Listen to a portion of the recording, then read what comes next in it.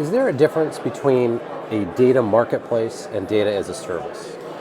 Yeah, it's not that they're opposite. I think that the notion of a data marketplace is doomed to fail from the outset. This is a bit self-promotional, obviously, but the reason is that a marketplace implies transparency, buyers and sellers, commodity products, pork bellies, equities. You don't find it in the bond market because there's not an interest in buyers and sellers having it. So that's kind of data marketplace. Data as a service, I think, there could be a data marketplace in front of it, but because of reasons I just indicated, I don't think there will be. Data as a service certainly can be offered. It's not wholly distinct from that, though. And that's obviously what we offer is this data as a service platform.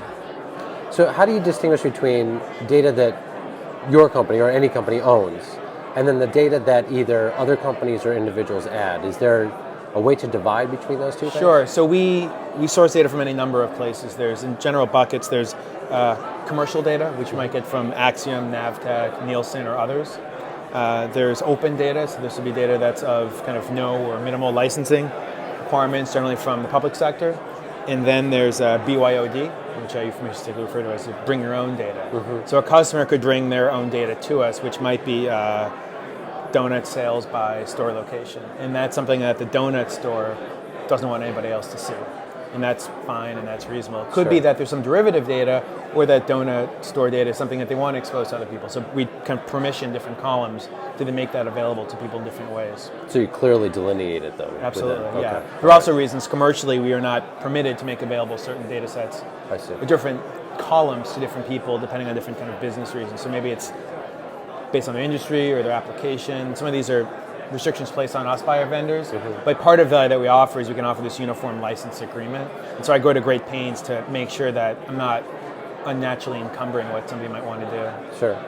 Now I know geodata has been offered in sort of a data as a service type model. Are there other types of data that you think fit into that? And if so, what other types do you think? Sure. I mean, geographic data as a service is just another layer of complexity around data. Data as a service, strictly speaking, you're looking at kind of real-time information publishers. Well, not necessarily real-time, but you have Experian, Equifax, you have Thomson Reuters, Bloomberg making a very big business out of doing this. So that's very much non-geographic data without a kind of a spatial component. It might implicitly have one, but it's indexed and sorted and categorized in any number of other ways. So the last question I have for you, it's flipping this a little bit, but do data programmers need some idea or some skills in data design and vice versa? The data designers also need to have some sense of how to do data programming. Yeah, so I don't know, data programmer as a job title, I don't know what that means, but I do think that, well, first I want to peel over the notion of a data scientist because I don't know what that actually implies.